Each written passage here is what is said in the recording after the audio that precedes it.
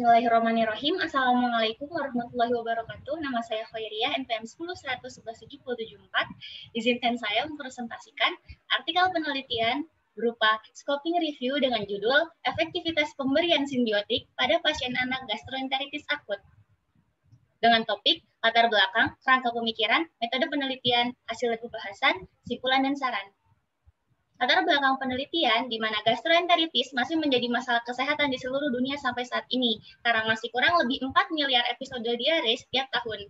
Gastroenteritis adalah peradangan membran mukosa pada saluran gastrointestinal dan ditandai dengan diare atau muntah, di mana gastroenteritis akut didefinisikan sebagai terdapat setidaknya 3 episode tinja yang lebih encer dari normal dalam periode 24 jam, atau episode muntah disertai kondisi tinja yang encer disesuaikan dengan skor tinja Bristol, atau jika terdapat diare atau muntah atau keduanya lebih dari 7 hari, di mana gejala yang muncul berupa demam, sakit perut, dan anoreksia. Pengobatan dengan oral rehydration solution dianjurkan untuk memperbaiki dehidrasi sehingga mengurangi kejadian mortalitas dan morbiditas yang disebabkan diare, tetapi tidak memperpendek durasi diare ataupun mengubah konsistensi tinja dan tidak menormalkan flora gastrointestinal. Simbiotik yang merupakan kombinasi dari prebiotik dan probiotik mampu menurunkan tingkatan toksin, sehingga dapat memberikan efek positif dalam mikroflora intestinal. Selain itu, juga memberikan efek positif pada perkembangan bakteri intestinal yang menguntungkan. Simbiotik mengatasi aspek patofisiologis dari mikrobiota gastrointestinal yang abnormal. Berikut adalah contoh daripada kombinasi probiotik dan prebiotik yang ada di lapangan. Rangka pemikiran. Metode penelitian di sini, jenis penelitian yang digunakan adalah scoping review. Tujuannya itu untuk melakukan kajian berbasis bukti terkait efektivitas pemberian simbiotik sebagai terapi pasien anak gastroenteritis akut. Populasinya ialah artikel dari jurnal internasional yang berkaitan dengan efektivitas pemberian simbiotik pada pasien anak gastroenteritis akut. Sampelnya di sini berupa 3 artikel penelitian dari jurnal internasional yang sesuai dengan kriteria inklusi dan eksklusi. Prosedur penyusunan protokol ialah tahapan yang saya lakukan ketika untuk menentukan review daripada artikel yang layak. Di antaranya ada proses pencarian data, screening data, PICOS, kelayakan data, dan hasil pencarian data. PICOS yang ditentukan di sini adalah populasinya berupa pasien anak gastroenteritis akut, intervensinya itu pemberian simbiotik, comparisonnya merupakan perlakuan lain atau kelompok kontrol yang tidak diberikan simbiotik, outcome-nya adalah efek kesembuhan dengan parameter berupa penurunan durasi diare dan perbaikan normalisasi konsistensi tinja.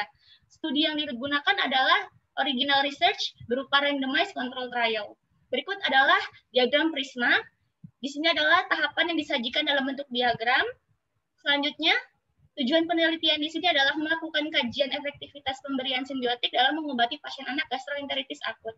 Dari 3 artikel yang direview, hasil dan pembahasannya berupa tabel yang berisikan judul, tahun penelitiannya, lokasi penelitian, tujuan dari penelitian, desain penelitiannya, jumlah respondents, intervensi, metode pengukuran, teknik analisis, dan hasil.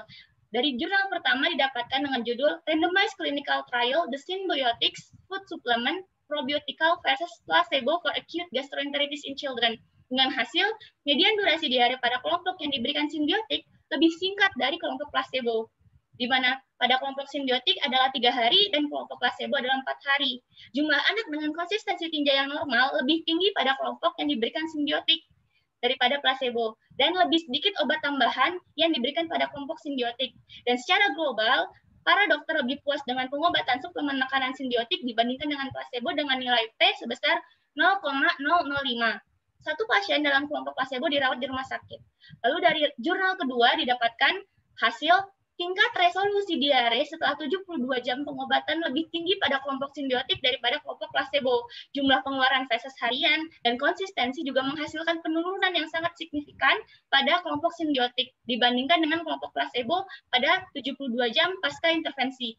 Lalu probabilitas diare dalam pengobatan selama 72 jam juga lebih tinggi pada kelompok placebo dibandingkan dengan kelompok simbiotik. Pemberian terapi tambahan setelah 72 jam pertama lebih tinggi pada kelompok placebo dibandingkan dengan kelompok simbiotik. Tingkat kebutuhan perawatan inap pun akibat gejala yang sedikit memburuk namun tidak terlalu signifikan itu lebih tinggi pada kelompok yang placebo. Tidak ditemukan efek samping pada kedua kelompok. Dan dari jurnal terakhir didapatkan hasil durasi diare berkurang secara signifikan pada kelompok simbiotik dan seng dibandingkan untuk kelompok kontrol atau kelompok placebo, di mana tidak ada perbedaan bermakna antara durasi diare di kelompok simbiotik atau kelompok zinc dengan nilai P lebih dari 0,05. Lalu suplementasi simbiotik mengurangi durasi diare dengan hasil klinis yang lebih baik pada jam ke-72 dan ke-96 pasca intervensi, dan dapat digunakan juga keduanya pada anak-anak dengan diare akut.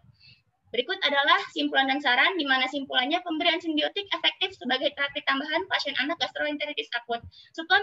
Suplemen daripada simbiotik atau zinc menghasilkan efek klinis yang lebih baik dan keduanya dapat digunakan pada anak dengan diare akut.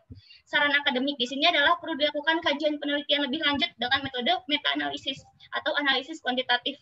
Dan saran praktisnya yaitu di mana simbiotik dapat direkomendasikan sebagai pengobatan gastroenteritis akut untuk mendapatkan durasi diare yang lebih singkat, seiring konsistensi tinja juga kembali normal lebih cepat. Berikut adalah daftar pustaka. Mohon maaf atas segala kekurangan. Terima kasih atas perhatiannya. Wassalamualaikum warahmatullahi wabarakatuh.